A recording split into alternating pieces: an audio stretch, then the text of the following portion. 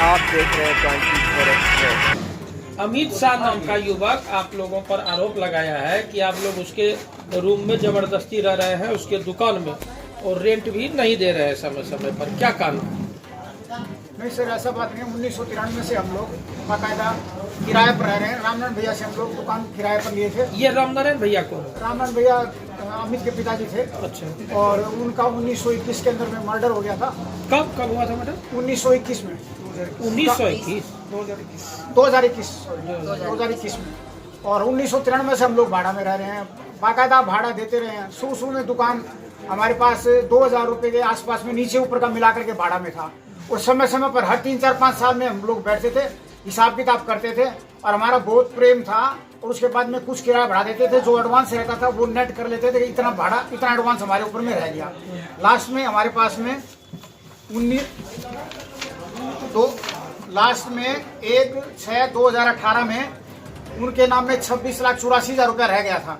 और तब तक का हमारा हिसाब किताब हो गया था। उस समय हमने 2000 से बढ़ा, धीरे धीरे बढ़ता 21,000 पर हमारा भाड़ा 26 लाख जो बोल रहे हैं आप जी, ये किनके ऊपर था? बाकी आपका ये रामनारायण भैया के ऊपर में नाम में था। तो वो जो रेंट आप दे रहे थे जी, इसके अलावा वो 26 लाख? हाँ, भाड़ा तो हर महीना चुकता होता रहता था।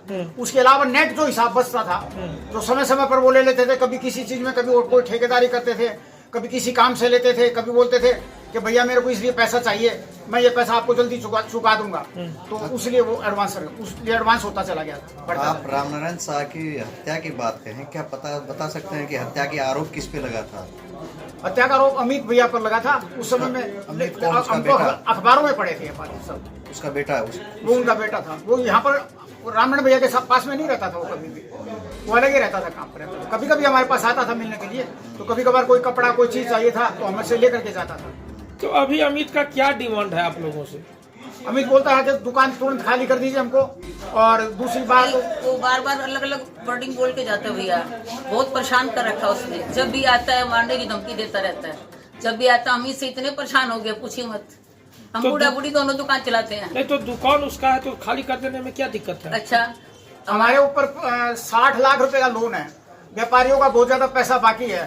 पहले से काम बहुत कम हो गए हैं जोगबनी में, और उसके बाद में भाड़ा भी दें, लोगों का पैसा कैसे चुकाएं? इतना फर्नीचर लगा हुआ है, इतना सामान है, किसको दे दें हम? बताइए। अच्छा, आप एडवांस जो दिए हैं तो वो एडवांस की पैसा क्या वो लौटा रहा है? नहीं, एडवांस का लौटाने का बातें नहीं करता है। वो कहता तो वो एडवांस का पैसा हमारे पिताजी जा करके लीजिए आप उससे। वो पैसा मैं नहीं जानता हूँ कुछ भी। उसने भी समय समय पर कभी पंचायत के तौर पे दौर पर हमसे 5 लाख रुपए लिए, कभी 1.5 अभी लाख, तो मैं कभी 2 लाख। 3-4-5 लाख रुपए, 2 लाख रुपए तो अभी लिया है 1-1.5 महीना पहले। सब बैंक के द्वारा जाता है, उसी के खाते में दे भेजे तो 2 लाख रुपया जो अभी आप बोल रहे हैं कि 1-1.5 महीने पहले लिया था, तो उसका कोई आपके पास एविडेंस? हाँ, ये देखिए, सेंट्रल बैंक से भेजे हैं, उसी के खाता में भेजे हम लोग। अच्छा, किराया जो दे रहे हैं आप, वो भी उसके किराया तो अलग गया, तो उसके खाता में जाता है। हर महीना 21,000 रुपए जाता है। समझाइए आप कि वो 5 लाख रुपए क्या आपको खाली कर रहा है, तो वो 5 लाख रुपए वापस करने की बात करता है वो बोलता है हमको वापस करने का हमारे पास कुछ नहीं है। हाँ? तो फिर खाली करने कैसे बोलता है? ये बात आप समाज में या थाना में कहीं पे रखे हैं? हाँ जी, हम थाना में एप्लीकेशन दिए हैं।